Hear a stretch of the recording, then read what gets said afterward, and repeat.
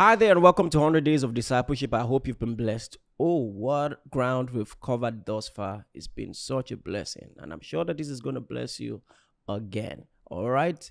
Listen, if you haven't told your friends, your family, loved ones, enemies, everybody about this, are you walking in the love of God? This is a free platform, and so much knowledge is being shared. I believe is going to be a blessing to you. So please do well to take advantage of this. We're continuing our series on relationship, and if you missed any of the topics that we've had, you've missed a lot. So please go back, binge watch all the videos, because like I would often say, all 100 classes are but one class. You can't say that you've gone through the discipleship if you missed any one of them. All 101 message, and so I want you to make sure that you follow through with it.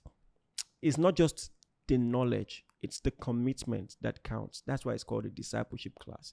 And it's not just the information, it's the training itself, the staying power. All right. So having said that, let's cut to the chase.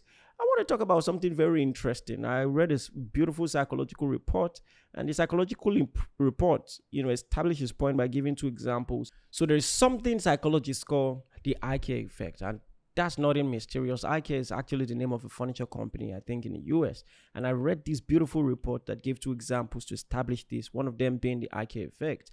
And eye care furniture makers, they have okay quality. They are not exceptional, but they are functional. So when you see it, it's not ugly, but it's functional. It's not that great either. But here is something interesting. If you went to a house and you saw one of their furniture and you were to rate it over 10, you rate it like 7 over 10 for functionality. But it has been proven, reportedly by Harvard research, that if you ask the owner of the furniture himself to rate it, he'll rate it a 9 over 10. And why is that? The reason simply is that the furniture company will give you the furniture in bits and pieces, so you get to assemble it yourself. And here is the beautiful thing. In assembling it, it has been proven psychologically that the people they develop an emotional attachment to it. They become personally invested, because this thing takes about an hour or two to set up. And when you are just done, after going through the rigors, you see it in a different light. I'll give you another example, and this one was more fascinating to me. There was a company named Instacakes, all right? A product named Instacakes. It's a brilliant idea. It's a mix of cakes, where a cake mix, and you just put it in a bowl, pour water, put it in a microwave, and you have delicious cake. Brilliant innovation. Who is not going to like that? But interestingly, there was a stigma of serving instant cakes, because part of the pride of everyone who bakes cakes is that you bake something delicious and you get to say, I made that. Interestingly. And so it affected their sales for a while until they had this genius idea. We will sell the mix, but we remove, I think they removed 2 ingredients. They removed the egg and the milk. So the women got to put the egg by themselves, the milk by themselves, and they felt like they were contributing to the process. And guess what? Sales began to do better. How does this apply to relationship? It has been proven, all right, that we all have a cognitive bias in which we value something more because we were more invested in it. You see, I'm telling you this one thing for sure.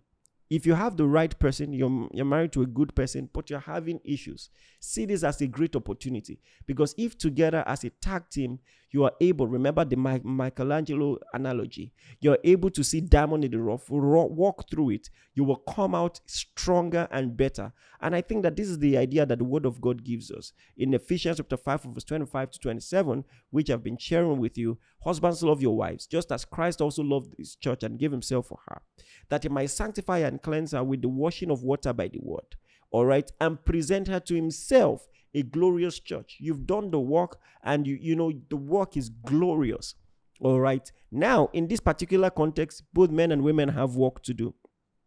Talk to women who have been there for their husbands. Just imagine you married a man when he was young, hustling, and you worked together, you encouraged him, and his life began to change.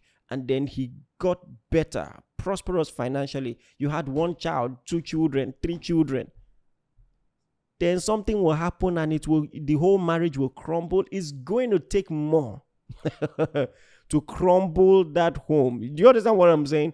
And so what I'm trying to help you see is that challenges, as unpleasant as they are, present you an opportunity, especially upon, dealing with those challenges, to grow a deeper relationship. So stop complaining.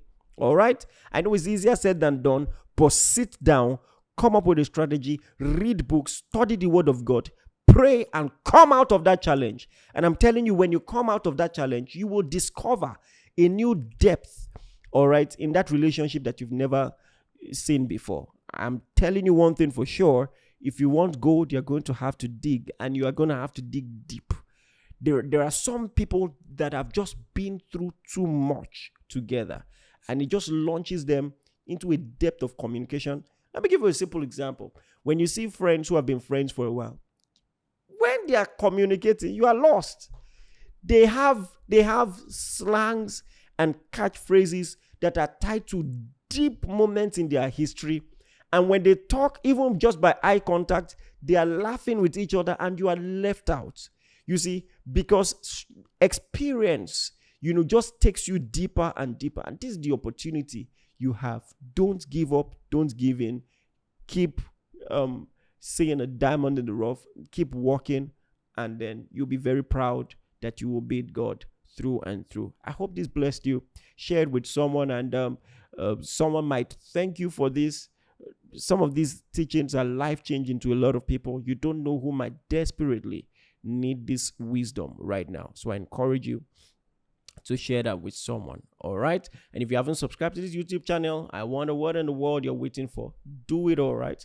And if you're going through 100, if your plan is to go through 100 days of discipleship without subscribing to this channel, free knowledge. Thunder might mistakenly. Anyway, I'm just subscribe, okay? All right. And leave an honest comment, all right, if this blessed you. God bless you, and see you next time.